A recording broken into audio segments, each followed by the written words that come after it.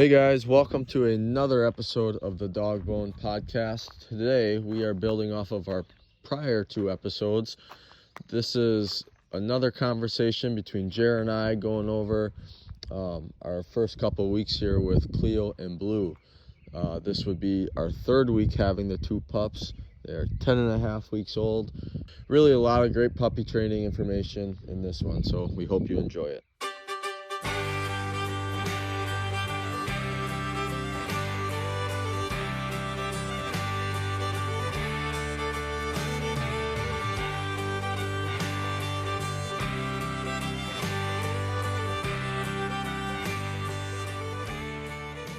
You've had the dog and I have had the dog for 2 weeks and 5 days, almost 3 weeks. So I'll let you start that. Yeah, so I guess since the last time we've talked, kennel has gotten a lot better. Meaning, as in like sleeping in it, yeah, quiet in vocal, not being near as vocal in the kennel. She's settling in. She settles in really nice. Took time. Yeah, it's all it took, and it just took a very conscious effort on my part not to let her out of the kennel when she was crying. Right. And just letting her figure it out, I guess. Okay. And here and there, when she'd really get loud, I'd give her a sharp, that's enough, or, Because it was really bad to start out with. Yeah, real bad. I mean, by your measurement, it was bad. Yeah, and you'll see, like, this is where I'm going to overlay the videos that I've took of her in the kennel just screaming bloody murder, right? So, yeah, it was, I felt like it was pretty bad. But, every day it got a little better, and now I put her in there and she's, for the most part, quiet as a mouse, which is nice. Yeah. So Blü has not been very, I wouldn't say he was very bad or very loud or very vocal from the start. He whined a little bit, he'd cry a little bit.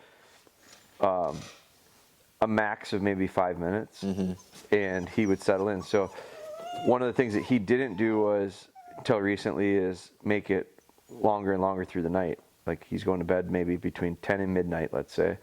And he, for a while there, was up at 3:30 every night. It probably pushed a little bit to like 4 o'clock. Now it's about 5 o'clock. And part of it, I think, is actually because Steph watched him the other night when we were... Where were we? We went Oklahoma. So when we went down to Oklahoma, she told me when I came back, he slept for an extra hour at least. And I was like, oh yeah, he's getting closer. And she said, yeah, it's because I didn't get up with him. So he did get up at 4 o'clock or whatever, and she just didn't get up. And he didn't have to go to the bathroom. I think he probably did have to go to the bathroom, but his routine was that like internal clock of getting up. And so he got up and whined, but he fell back asleep, and then he got up again, and it was closer to being when Steph felt comfortable getting up. So she got up, let him out, he went to the bathroom. And so now all of a sudden it's 5 o'clock. So I'm still not going to flirt with the disaster of him having an accident. So when he gets up at 5, I'm going, letting him out, which isn't that much earlier for me to get up anyway. So that's what I've been doing. But if he can prove to me in the next couple of weeks that that's a 5 o'clock thing and not I have to go to the bathroom thing, then I might push it 5:30, 6 o'clock. Yeah. And then I feel like we're that close to getting through the night the whole time. But yeah, and she's pretty much the same. I mean, every now and then she'll sleep through the night and not have an issue. It's usually she's probably around that 4:30, 5 o'clock as well, where she'll get up and then I'll take her out and she'll go. But like last night, she slept through the night for the second or third time so far. So and still no accidents, which is good. Yeah, and we've avoided the accidents too. So I feel personally like we're out of the woods with that. You're out of the woods with that, unless you make a major mistake. Yeah, I can tell you're probably not. She holds it. Like, yeah, you shouldn't have accidents. Yeah. At this point, which is good. Yeah. Okay, so that's part. Yep. So place training, it's been going well. It's just she got off a couple times now, and so now she kind of like knows that she can come off. So like I've noticed it, like if I go outside here in the shop, because she'll sit in place in the shop here, when I go outside, she'll sneak off. So whenever I go outside now, I tell Logan, I say, hey, keep an eye on her, and Logan usually corrects her when she tries to come off. So it's little things like that. Yeah. Other dogs, as you can see, really get her kind of worked up. But yeah, but I also think that this is a distraction that she's got to work through. No different than it was annoying to her when you first put her on place for a little while. And I've seen the same thing. I'm, knock on wood, been really rock solid with Blue. Like, I'll leave him on there. I'll forget he's there, and I'll leave him there for a couple hours and be down here for an hour of it and go back, and he doesn't move. So I'm lucky with that. I think it's been a consistency thing, and he hasn't broken off like she did a couple times, and all of a sudden think, I got an option. I could probably do it. So so that's good. Yeah. I mean, that's another thing. It just takes time. Yeah, it's a continued thing. We've seen a little bit now some recall stuff where she doesn't want to come back all the time. And I think a lot of it, like, she picks up every stick and rock that she's always got a sticker or something in her mouth when I have her outside, like, constantly. So when she has that stick in her mouth, and I don't know, like, I felt like I was doing a good job of, like, not chasing her with it and not trying to catch her with something in her mouth or something like that and trying to get her to me.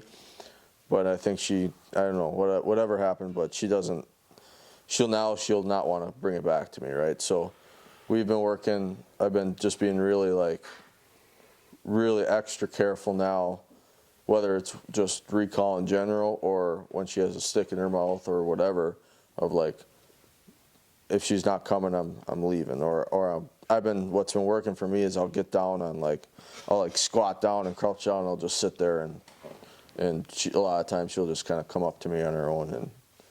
What do you do when she does it? When she does that, then I praise her up a ton, and then I just let her go. I don't like obviously sometimes if I'm trying to come in, I'll pick her up and we go in after once a year to come back. Yeah, but I mean more like with the thing in the mouth. Are you taking it out of her mouth?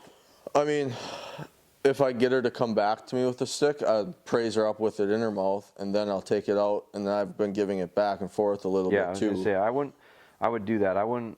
I know it sounds counterproductive, and but I also think that they're so smart, and they realize what the end of the game can be, which can make it harder for them to want to come back to you in the first place. So I trick them into not realize they might be doing something wrong, but I want them to not necessarily understand that it's wrong.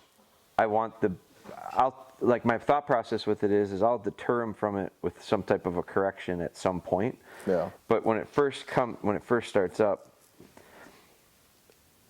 you gotta get that recall. You gotta get the dog back to you. So the dog let's say she picks up a stick and she wants to play keep away. Gets excited. You can see she's losing control. You gotta stay patient, move away from her, get down, do whatever you gotta do. And when she comes to you with it, I think a lot of times people look at that as it's a win. Now take the stick and don't allow it to happen again. And I think that makes sense at a certain point. Mm-hmm. But I think too that occasionally keep her honest with the idea of she comes in, you take it from her maybe, or maybe you don't take it from her.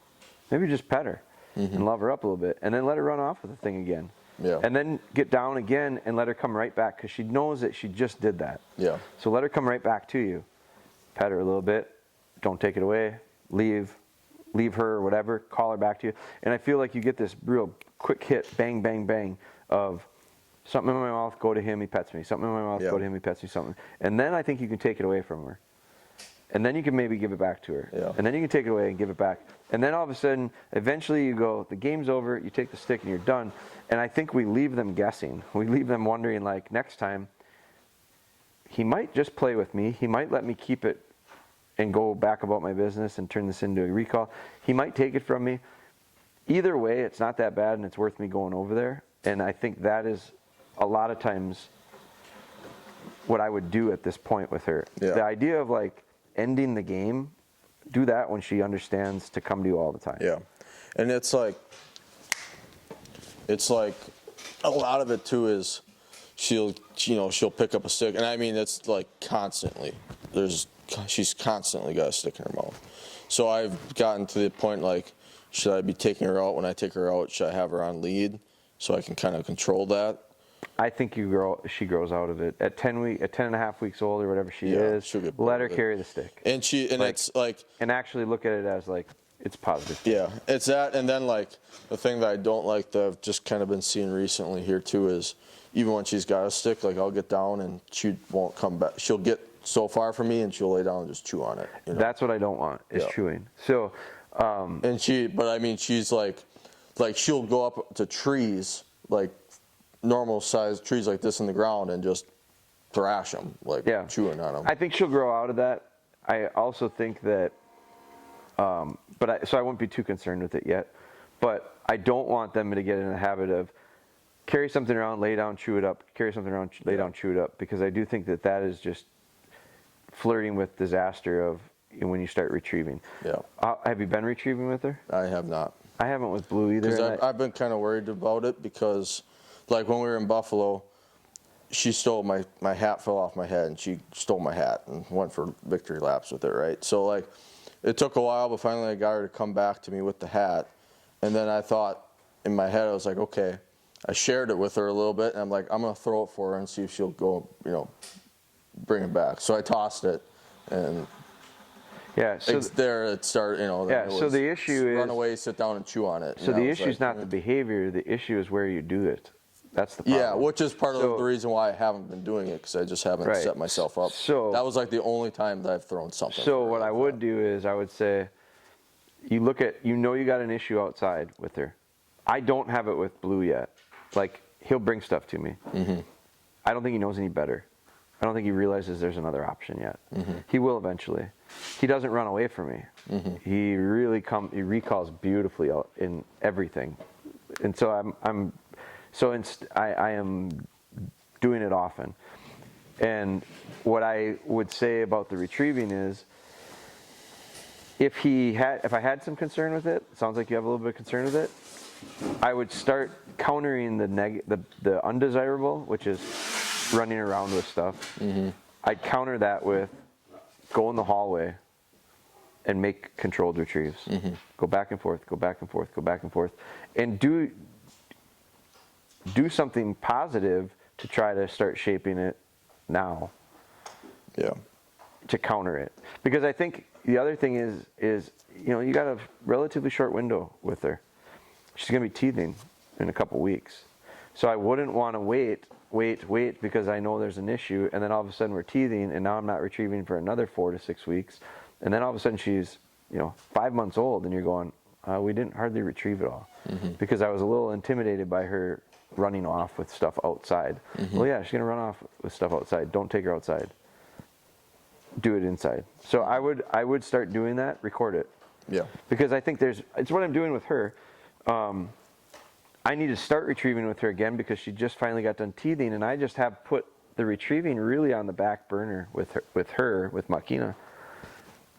Because my primary thing with her is not retrieving. My primary thing with her is the bird and the pointing and the bringing out the range and all that stuff. With her primary thing is going to be retrieving. Mm-hmm. So I would not miss the opportunity when she's little. I'm not worried about it. I'm not panicked about it. I think most people will do the opposite. They'll retrieve too much. Mm-hmm. They'll have too much frequency. They'll burn dogs out. They'll create bad habits. So I'm not too worried about it. Look at Chief. Yeah. Chief hardly retrieved at all. But I think Mason would be further ahead with Chief if he had. Mm-hmm. So I don't be afraid of the stuff that's not going well. Yeah. Address it in a controlled way that can make it go better. What would you do then? Like one of my things that I think she might do when we do retrieving in a controlled hallway is I think she's going to go out, grab it, pick it up, come halfway, stop, lay down, and chew on it. What do you think you would do? Like, what would you do at that point if she were to do that? If what? Like, if we're in the hallway, I threw a puppy dummy. Yeah. She went out, grabbed it, came halfway back, stopped, lay down, and started chewing on it. Back up. And she still didn't come. Shorten the retrieve so that she can't come halfway and be out of reach. Okay. Like, A retrieve is still a retrieve. First off, I don't think she'll do that at all. Yeah. I saw her retrieve. Yeah. I saw her retrieve as natural as could be in a setting that was pretty uncontrolled. Yeah. Over here. So I doubt it'll happen.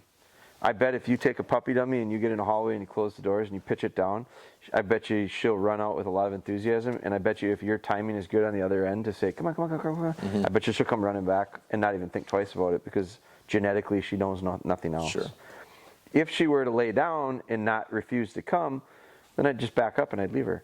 Sure. And I'd come on, and she'd see what she does. Mm-hmm. And then I'd maybe go, if she just refuses flat out, I look at it and I go, well, where did she stop? If it was a 10-foot retrieve and she stopped at 5 feet, I can't reach her. Yeah. If she's halfway to me right now and laying down, I can't get her. Mm-hmm. So, double the distance is where that table is. Yeah. So instead of making a retrieve the length of that table, sit where she is and pitch it to the end of the hallway and send her. So she goes, jump, jump, she's there. She picks it up and she has basically little to no opportunity to stay away from you because all you got to do is reach out to her and go, come on, come on, come on, come on, come on. And here she comes to you. And now you take it from her and you go, good girl. You pitch it again and you hold on to her and you let her kind of get jacked. And then you send her and she goes, jump, jump, I'm there. And she turns around and you're here to encourage her back to you. Yep. So you don't have to, like... Do you think I should be, like when I take her outside, because of the chewing on sticks and chewing on trees and all that stuff that she's been doing, do you think I should be putting her on a lead? No, I don't think it's an issue as long as you're able to call her back to you. I put them on a lead when I lose the ability to get them back to me. Sure. And so, but what I think is probably the problem, and this is probably valuable for other people, is you're afraid of what might happen, so you're not doing it. Yeah. But how do you know? From a how do you retrieving know what's going to? standpoint, yeah. Right. How do you know what's going to happen? I don't know what to tell you because it would be way easier for me to give you advice if you said, when I do it, she does this. Mm-hmm. What should I do? Because then it's not all hypothetical. Mm-hmm. But like, it could go a bunch of different directions, and so you have to do it to figure out what direction it needs to go. Mm-hmm. Does that make sense? Yeah. So there's a fear factor, I think, at times with people with puppies because they don't want to. I always say, don't create a habit. Don't create a bad habit. It's easier to train a good one in than a bad one out. But you have to do something. You can't just do nothing. Yeah. So try it. And if it doesn't go well, then you come to me and say, well, this is what happened. What should I do? Well, Yeah. you could try this or you could try that. But the way you won't, what I think sometimes happens is we can be pleasantly surprised at times by the dog doing things. I was pleasantly surprised with Chief when he came home. Mm-hmm. He did a really nice job. I know he did a lot of it naturally because Mason didn't work on a lot of that stuff with them. So these dogs are going to be extremely natural as well. I look at it and go, well, take advantage of it. Yeah. So, but you got to try it. Yeah.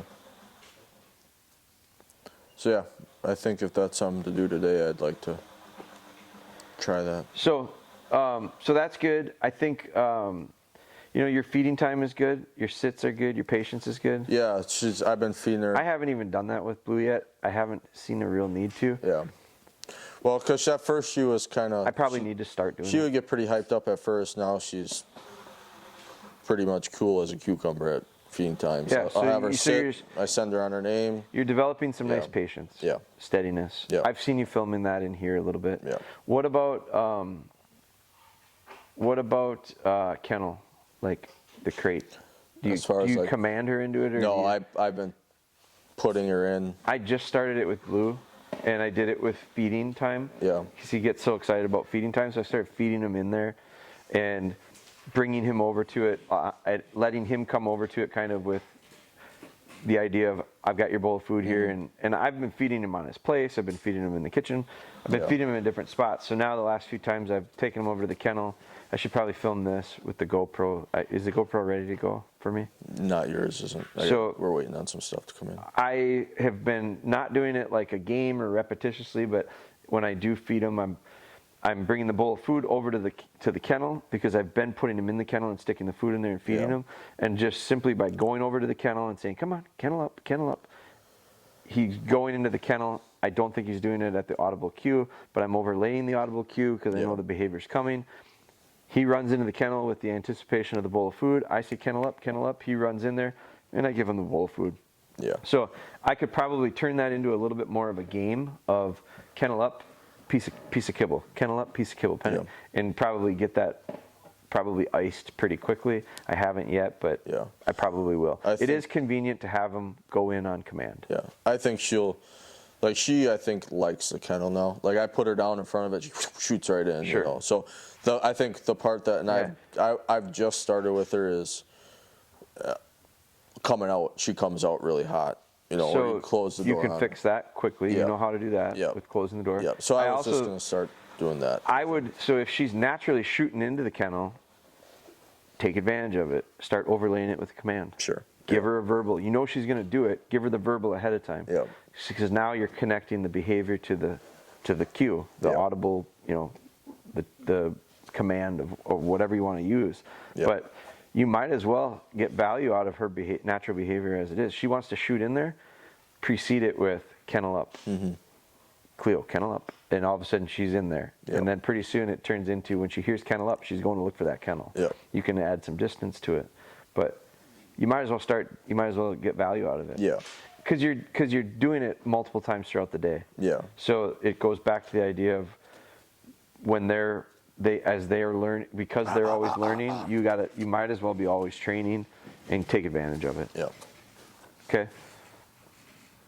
What else is pressing? I think that's pretty much it so far. I mean, I don't know, we're really not doing a ton. It's just kind of... No, and I thought we've kind of gotten in a routine, which is, you know, as far as, like, obviously I'm running all over, but, like, she's with me all day, so it's either in the kennel on place or hanging out with me, whatever we're doing. You know? Yeah. I thought about it the other day. We're not really doing much with Blue. I say that, but there's a lot of people that would see these dogs doing simple things like place training in crowds and distractions and whatever, and coming when we call them, and doing some of these real simplistic things. There's a lot of people that would be like, man, I can't believe how quick that dog is learning, how smart that dog is, how much you got, how well you've got it behaving.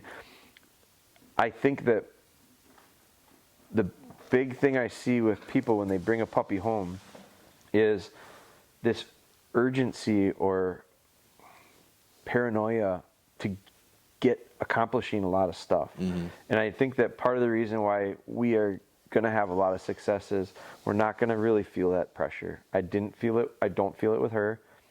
Yeah. You know, Makina's 5.5 months old now, almost 6 months. Come here. And we're not, I mean, when I think about what we've done with her,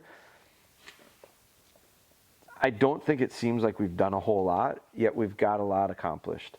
When it came to any of the dogs in our series, you know, it's not like I don't know that we, come on. And so those are clients' dogs. It's not like we have a huge list of things that we're working on and checking off and moving fast with. And I don't think we are with these two either, with Blue and Clio. So, yeah, I think what we got to do a better job of for the series is there's a lot of folks that get their puppies at 7 or 8 weeks old, and here we are at 10.5 weeks old. 3.5 weeks has gone by, and they've seen 2 or 3 episodes maybe prior to this. And look at the dog. And they're going to say, what they're going to say is, I've had the dog for 3-4 weeks, and it's a mess. And we're saying we didn't do anything with them. Yeah. Well, we sure did. We just it's not flashy and it's not complicated, but I do think what we have to do is make a point of sharing it. I do think we've done it with this dog pretty well, because look at how many times we've filmed, and look how many times I've filmed with my phone or a GoPro outside of a formal session. Like, we're not ready to put the dogs on lead yet. There's no reason to. They follow us around. Yeah. I could take Blue into really distracting situations and not really worry about him off lead, because he's going to come right with me. He's going to stay right with me. He's not bold enough right now to move off. Where this dog is, she'll run off, and I can't catch her. So I had to put her on a lead at a certain point. These guys are probably not that far off of it, but behavior physically, because they can run pretty fast now, but their behavior wise hasn't given me the indicator of you better put some control on that dog mechanically so that you don't lose the control. They're not telling me that yet. They will soon, probably. So when that happens, we'll start working on, you know, the videos with the flat collars and the bumping them around on a lead and all that stuff. But I think that what's not shared enough is recall. We don't probably share enough information on how we get the dogs to follow us. We're not really teaching them to follow us. We're just capitalizing on them following us. Right? So, like, I think we got to share that better. I think we got to share the little things that don't seem like training to us, but they really are training. Okay, so that's my challenge to you: is we have to do more of the stuff that we're like. The reality is our dogs are right now. Blue is in his kennel. Prior to that, he was on his place. I took him for a couple walks to go to the bathroom. I took him out to the pond with the other dogs to air out. We took him to the vet today. That's all those dogs have done. Your dog has been to the vet, in here on place, outside to go to the bathroom. We went for a walk this morning. Went for a little walk, and in the crate. That's it. And so that is very boring and hard to make an episode that's entertaining. That is what part of the reason why they're doing so well. Because they just don't have options to make mistakes. I mean, that's what most of our days look like. That's what all my days look like. Like, I went up north this last weekend for Easter, and I let the dogs out and, like, just let them out, and I'd close the door. I let Makina and the puppy out quite a bit, and they roughhoused and wrestled and all that. And it made Makina really sloppy. It didn't affect Blue so much, but it really made her sloppy. And so when I would put them out, because we're out in the middle of the woods, I'd let them outside, and I'd just let them be a dog, and I'd close the door. And I found very quickly that she liked chewing up sticks. She got distracted, and then next thing you know, she's not coming in the cabin quickly. She's not recalling well. So I can't let stuff like that, I shouldn't let stuff like that happen. So I had to put her on the lead a couple times this week to let her out, go to the bathroom, and come back in, because she's not coming in quick enough. So I can't do that with the puppies. So that freedom of letting them out in the backyard and just run around and whatever creates a headache. I'm not going to do that. They're with me, they're in their crate, or they're on their place, and if I do those three things, it makes it so much easier. So, okay, so we're going to do a little retrieving with her today? I think so. Okay, let's do that, and then I'll probably do a little bit with Blue too and see where he's at.